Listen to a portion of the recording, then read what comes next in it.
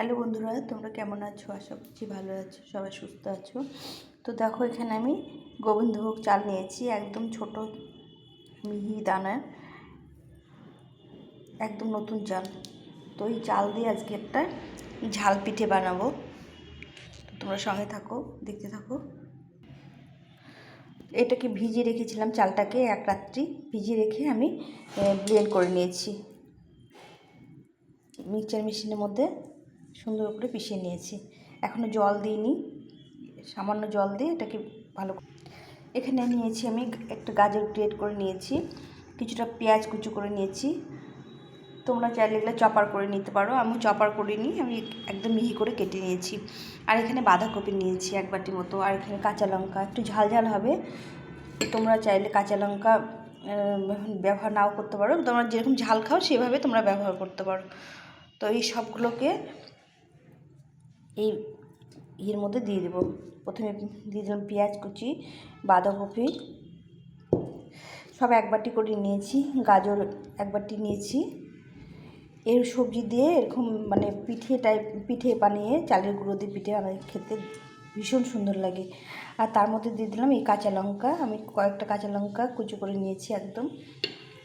এটা একটু ঝাল ঝাল হবে, দারুণ লাগে খেতে। কাঁচা লঙ্কাগুলো দাঁতে পড়লে খেতে ভীষণ ভালো লাগে। এর মধ্যে আমি দিয়ে দেবো স্বাদ অনুযায়ী লবণ দিতে হবে, স্বাদ অনুযায়ী একটু লবণ দিয়ে দিলাম। তোমরা চাইলে কম বেশি দিতে পারো। সামান্য একটু লঙ্কা গুঁড়ো, একটু জিরে গুঁড়ো, যেহেতু কফি টুপি আছে একটু মশলা দিলে ভালো লাগবে খেতে। আর হলুদ গুঁড়ো তোমরা চাইলে দিতে পারো, না চাইলে না দিতে পারো। আমি সামান্য একটু হলুদ গুঁড়ো দিয়ে দিলাম, স্বাদের জন্য সামান্য একটু হলুদ গুঁড়ো দিয়ে দিলাম। এই সব কিছুকে একটু ভালো করে এখন মেখে নিতে হবে, হাত দিয়ে চটকে চটকে মেখে নিতে হবে, তাহলে ভালো হবে। তো তোমাদের দেখালাম কী কী পরিমাণটা, তোমাদের দেখিয়ে দিলাম যে এক বাটি চালে একটু বড় সাইজের বাটিতে চাল নিয়েছি, আর এই ছোটো বাটিগুলোতে সবজিগুলো নিয়েছি। তো এইভাবে ভালো করে মেখে নিতে হবে।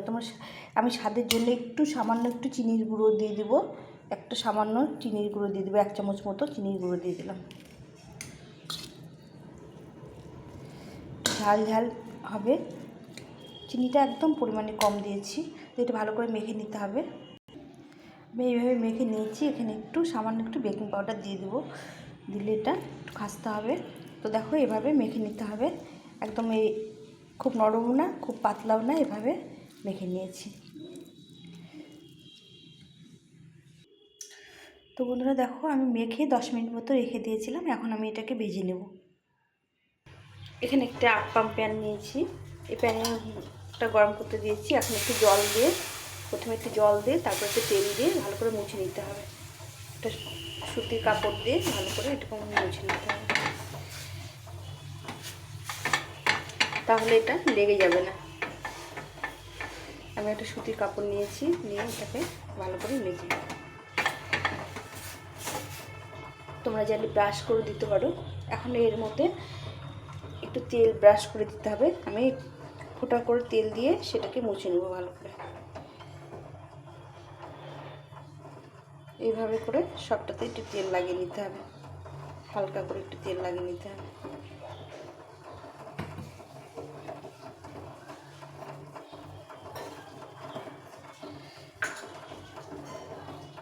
এটা একটু গরম করে নিতে হবে, একদম আমি হিটটা কমিয়ে দিয়েছি যাতে পুড়ে না যায়। দিয়ে এটাকে প্যানটা একটু গরম করে নিয়েছি, এখন আমি হিটটা কমিয়ে দেবো। দিয়ে এই ব্যাটারগুলো একটু একটু করে চামচে করে দিয়ে দিতে হবে।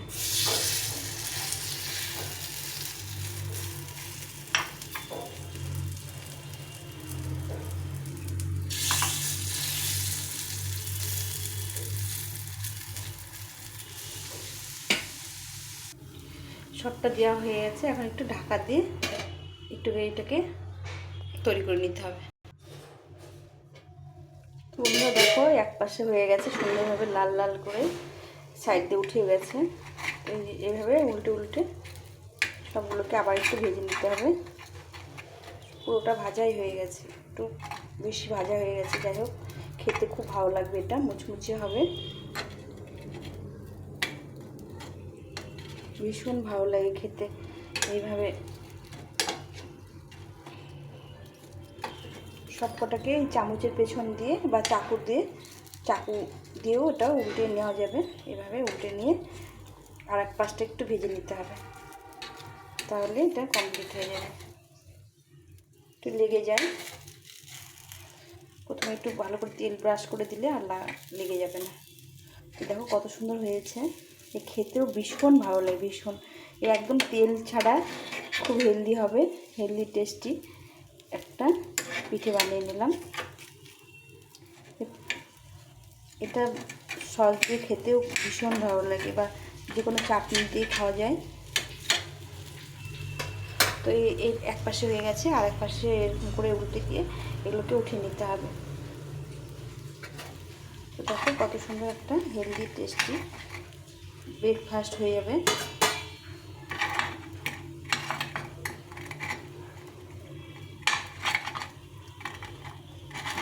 চামচ দিয়ে উল্টে উল্টে উঠে নিতে হবে।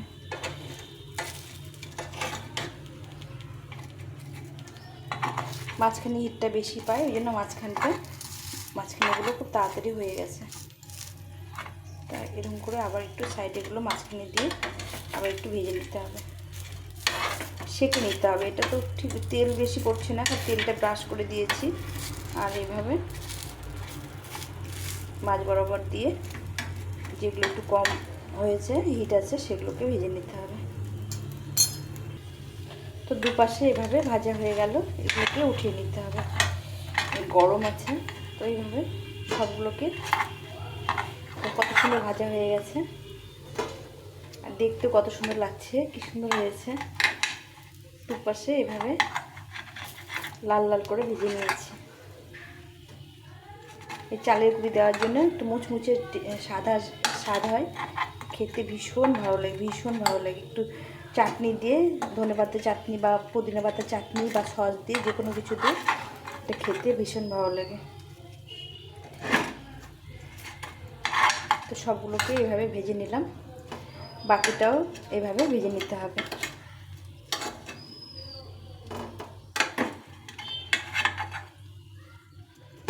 তোমরা চাইলে এটা কোনো চাটুর মধ্যে, তাওয়ার মধ্যে রুটির মতো বা পরোটার মতো ভেজে নিতে পারো, সেটাও ভালো লাগে খেতে, সেটাও সুন্দর হয়। তা আমি এই আপ্পাম প্যানে ছোটো ছোটো বলের মতো করে ভেজে নিলাম। তো দেখো এই কত সুন্দর হয়েছে, একদম ফুলে টপটপ হয়ে গেছে, ভেতরে সুন্দর নরম আর উপরে একদম মুচমুচে খাস্তা।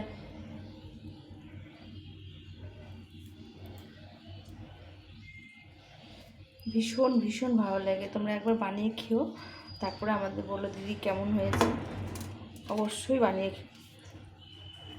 খেও, রেসিপিটা খুবই সহজ একদম। তো এভাবে আমি সবগুলোকে ভেজে নিলাম, বাকিটা যেটা আছে সেটাও ভেজে নেব। তো দেখো কত সুন্দর হয়েছে।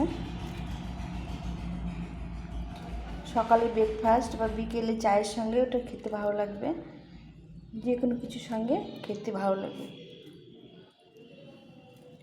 ভেতরটা খুব মুচমুচে হয়েছে। তো আমি এখানে একটু সস রেখেছি, সস দিয়ে খেতেও এটা ভীষণ ভালো লাগে। তো এইভাবে, তো আমি একটা তোমাদের দেখিয়ে দিচ্ছি কেমন হয়েছে। তো এইভাবে নরম হয়েছে আর সুন্দর, এর সস দিয়ে খেতে ভীষণ ভালো লাগে,